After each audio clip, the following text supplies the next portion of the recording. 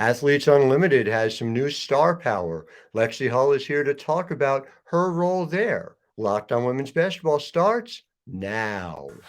Ogunbowale for the win. Good! You are Locked On Women's Basketball, your daily podcast on women's basketball.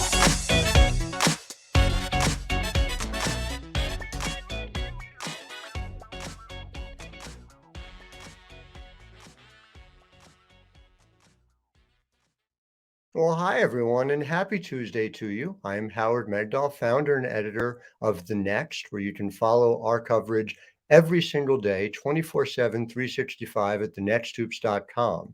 And I want to thank you for making us your first listen at Locked On Women's Basketball, where we cover women's basketball 6 days a week, every day, Monday through Friday, on every aspect of the game. And Saturday is for WNBA draft coverage as well. So make sure you're subscribing at YouTube or wherever you get your podcasts. And I got to say, somebody who covers this space on a regular basis, Lexie, you have given us a chance to cover just this year college, 3-on-3, the WNBA, and Athletes Unlimited as well, where you were one of the most intriguing players, in my view, added to the AU roster. So first of all, thanks for being with us. And second of all, tell me about your journey to get to Athletes Unlimited and what led you to this spot.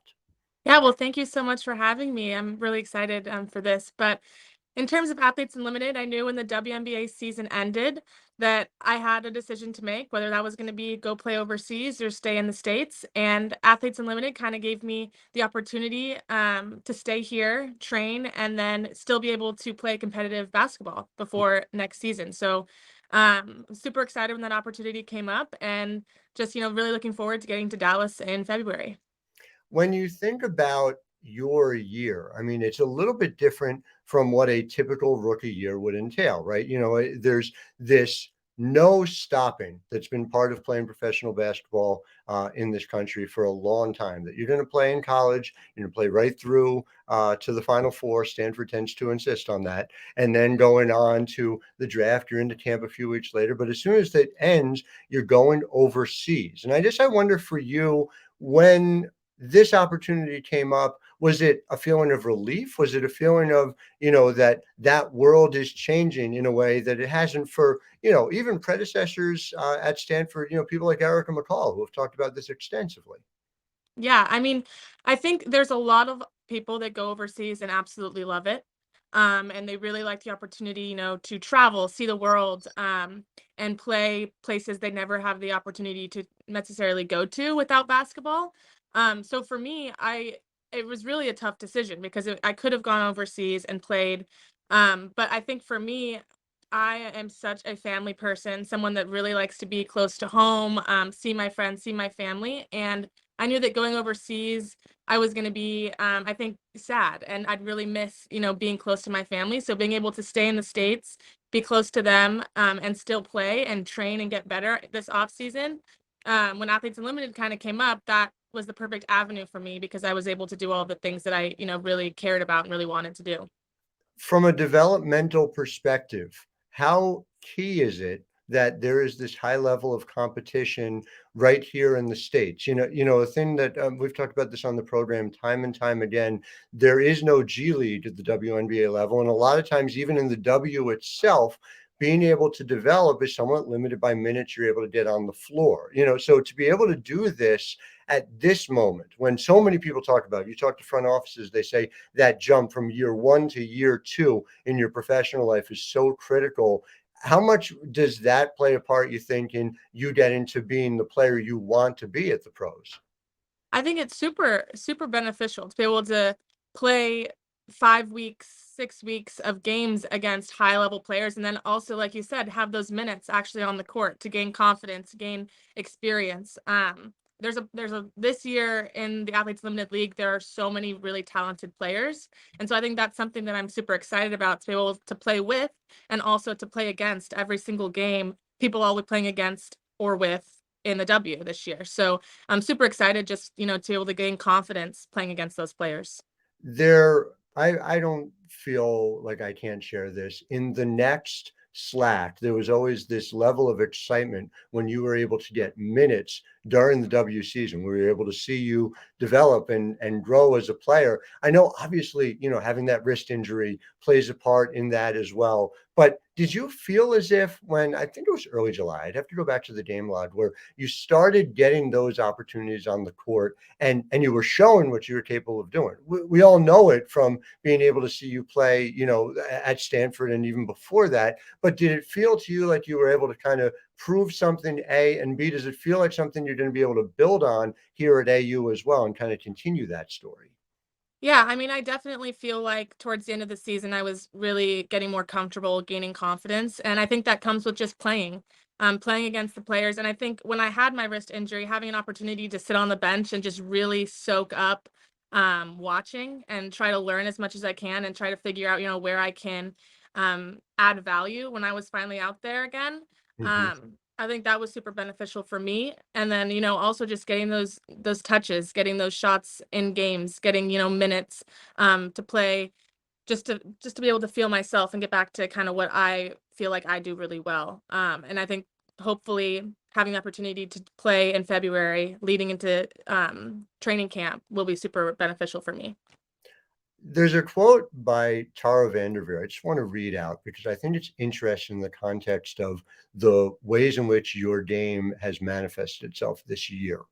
You truly could not ask for someone to do more for a team than Lexie Hull has done. She has been the engine that's made us run. And so, anyone who spent any time around you guys saw that year in and year out. So then the question for me becomes, how much of an adjustment is it for you? You're in an AU context where, and for those, and my listeners should know about this, it's a really interesting concept and it's an individualized point system. But like, how does that change the way you kind of think about going about playing in a basketball game?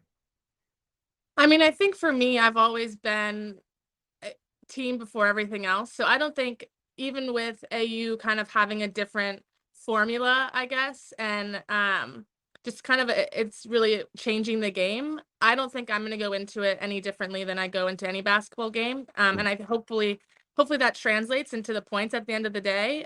Trying to be, just as well rounded as I can and help whatever team I'm on win. I think that's, my goal at the end of the day, and we'll see at the end of it what that looks like. But I don't think that I'm gonna change the way I play or, try to focus on one thing more than another. Just hoping that by the end of this AU season that I can be a better basketball player, be a better teammate, and being able to just say that I've grown through this experience. AU does reward a broad base of skills. And so I can't imagine there are any listeners who aren't familiar with your game, but the 6'1", the length, the being able to defend, all of that should translate over. It's one of the reasons why I know that, and I don't think it's unfair to say this, Lynn Hull was giddy at the chance to be able to draft you and bring you in Indiana. Do you feel like that level of excitement is something that you carry into year two? You had this group, this half dozen rookies coming through and being able to be part of it. And then is there also a part of you that feels ready to be able to show even more of what you're able to do here as you head into year two in Indiana? Yeah, I mean, I know at the end of the season, our team was disappointed, obviously, with how we performed this year. But I think more than anything, all of us rookies are just super excited to get to next season now that we kind of have 1 year under our belts, know what to expect, and really show that we can all get better. We can have a better season. And I think we're just super, really like Lynn is, super excited for what the future holds for the Indiana Fever. And then especially getting the first time ever first pick in the draft. We're super excited for that too. Just being able to see where we can take this program. And imagine who can say who that first pick could be? It could be anyone. Yeah, I don't know. Talking I to the mean, wrong who's to person. say that it's somebody who's a big at South Carolina? Well, I want to talk more about your encounters with also your Indiana teammates in other realms, including, of course, 3-on-3. Going to take a break, though, first and talk to you, the listeners, about Prize Picks. And the thing about Prize Picks that you need to understand is You pick 2 to 6 players. If they go score more or less than the prize picks projection, you can win up to 25 times on your money. It's just you versus the projections. But here's why I think it matters to our audience, because WNBA is there, women's college basketball is there. It is not one of these daily fantasy games where you only see men on the board. And so while I don't play it myself, it is something where we know opportunities for women need to be equivalent. They need to be equal, and there needs to be the ability to engage fully in the same way that they do. So for me personally, that's why Prize Picks is important. You should go to prizepicks.com, sign up and play daily fantasy sports. If you use the promo code Locked On, you get 100% instant deposit match up to $100. Again, promo code Locked On at sign up for an instant deposit match of $100. Prize Picks. All right, so we have gotten to, I think, half of the teams that you're going to play on this year into 2023. And we haven't even talked yet about your 3-on-3 experience. And again, so it just feels like at some level, your game, your experience this year has run the gamut in terms of all these different ways that you're being able to get out on the court. Just take me through, if you could, how meaningful that is, whether that's the type of thing that kind of helps eliminate fatigue, because you could get tired just reading about all the things you've done this year. Just what's that been like emotionally? I mean, I've never really taken time off. So I think for me, when opportunities came up, it's always like, yeah, sure. Like, I'll go to Romania. Why not? I'll Mm. go to Miami. Why not? And I love playing. And I think that's the best part about the game, is being able to keep playing and play different people, play with different people, see new places. So yeah, this off season, I thought it was going to be, oh, I'd go home, spend a month. But I really haven't been in one place, it feels like, more than 7 days. So I've been Mhm. all over the place, which I don't think I'd change for the world. I've loved this the last few months, and so many new experiences, so many new memories.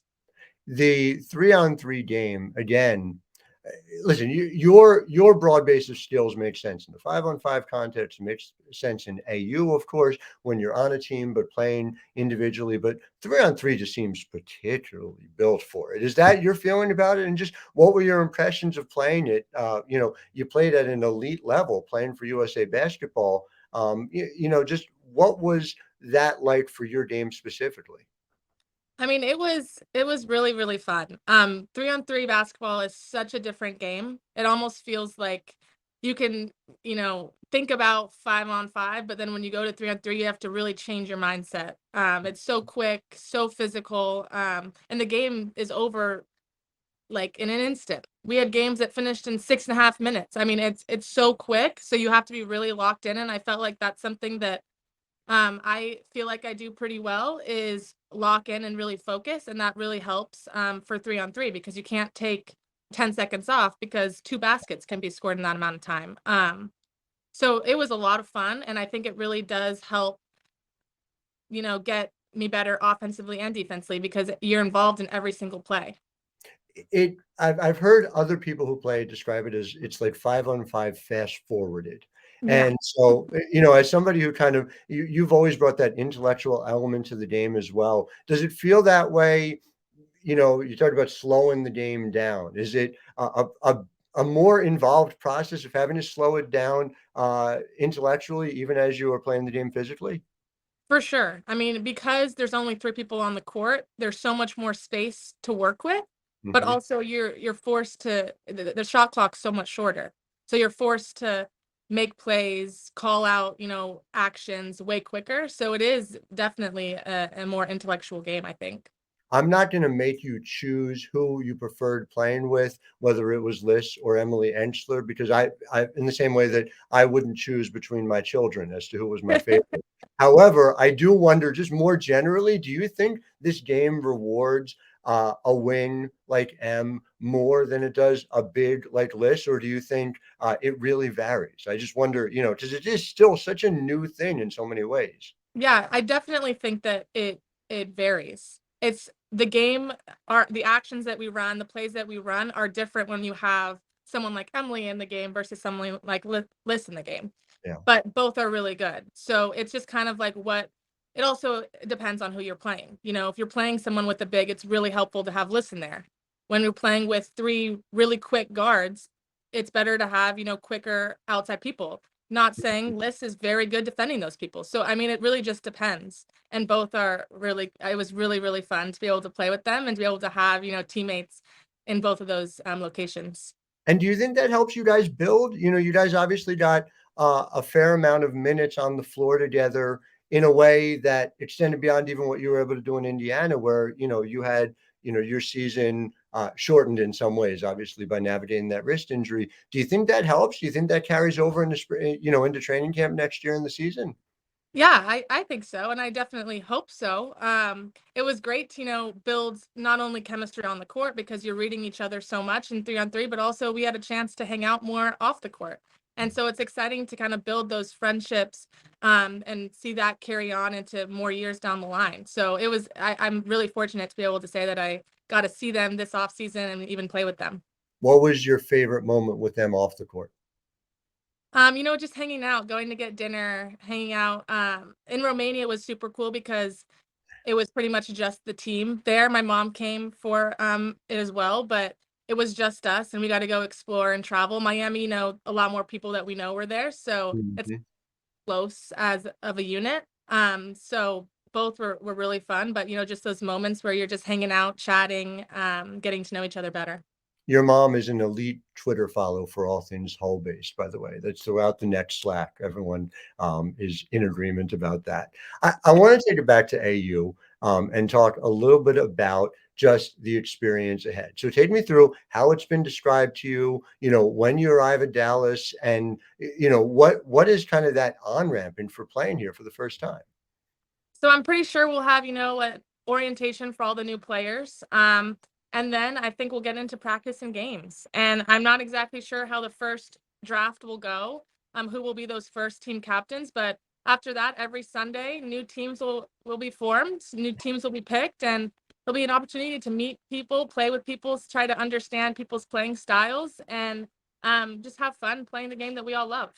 Are you a fantasy sports player? I ask that because obviously this is kind of a real world opportunity to do that. If you ever get the chance to draft, I believe it's for highest points. And I love that there's this weekly draft with it as well, which is loads of fun. But is that something you like to do and something you're excited about? I have never been into the fantasy sports world. I can say my boyfriend and my dad are big, big fantasy football players, so I'm sure they'll have their say and they'll be texting me all their top picks. But yeah, I mean, hopefully I can have that opportunity one of the weeks, and it'll be super fun. It's definitely a new way of basketball, new way of forming teams, and I think that's super exciting to give the player the opportunity to choose.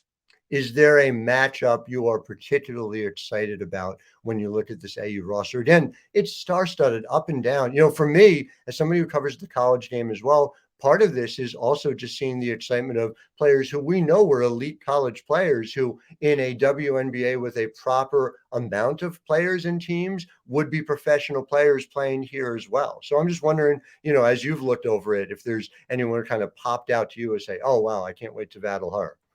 Well, I'm just super excited to be able to play with and play against the people that I've already played with. Sure. So my teammates from the Fever and also Dejanay Carrington, who I played at Stanford with for a couple years. So super excited, just to be able to be around them again. It's gonna be fascinating to see. I do want to talk to you about Stanford a little bit. I do first, however, want to let people know about another of our sponsors, which is Bet Online. Bet Online, which is the place where you can go to bet on all things, not just men's sports, women's sports as well. You can get NCAA women's odds. You can get the WNBA odds as well. There's an opportunity. I remember Gino Oriema 5 years ago saying that there will not be true equality until we get to the point where people are able to bet on women's sports the way they do on men. So you can go to betonline.net and you can also get basketball, pro football, college bowl season coming. It is all there. Fastest and easiest way to get that info. Head to the website today or use your mobile device to learn more. BetOnline is where the game starts. And where the game started on the women's basketball side this year was that epic early season contest between Stanford and South Carolina. I'm just hoping you can take me through the emotional ups and downs for you watching that game, and even just how you process seeing this program when you're not playing in the program anymore, which has to be a strange feeling in and of itself. Yeah, so I was actually in Palo Alto for that game. And I remember it was so emotional because we went to my sister and I, Alyssa Jerome, Anna Wilson, and Jordan Hamilton were all there, and we went to breakfast the morning of the game. And Mhm. we're just talking about how like we were all so nervous as if we were about to play the game. Like we were so excited, but we're like, oh, we just really, want them to win. We really just really cared about it as if we were still in it because we were just in it, like Yeah. not even long ago. So going into the game, we were just so emotional. And when we walked in, it's just so weird going into a game where you used to know every single thing. You knew every piece of the scout. You knew everything, every part of the game plan. And then when we got there, we didn't know anything. We're like so out of the loop right now. What's going on? So it is weird to kind of be back and be watching something that you used to be so involved in. And so exciting to watch players, my teammates from last year, how much they've grown Hmm. to this year, and to be able to watch the freshmen come in and have immediate impacts. So it was super awesome to watch, and I was super proud of them for the way they competed. Obviously, the end of the game, it was a roller coaster. We were off of our seats. I think my like whole body was shaking and my heart rate had to be at like 180. I was losing my mind. But it was so fun, and I'm so proud of them and super excited for what the rest of the season has in store for them because I know, it's so early, and I'm so happy that they had the opportunity to play such incredible competition like South Carolina. No doubt about it. A classic for the ages. Well, no, not playing at Stanford anymore, but anywhere and everywhere else basketball is played, you can find Lexie Hall, and make sure you check her out next February at Athletes Unlimited. Lexie, always appreciate your time. Thank you very much for being with us. To our listeners, make sure you tune in tomorrow. We've got Claire Duelius, the just named general manager of the Minnesota Lynx. She'll be joining us to tell us all about it. Until then, I am Howard Megdal, wishing you a wonderful day. Ogunbowale for the win. You are Locked On Women's Basketball, your daily podcast on women's basketball.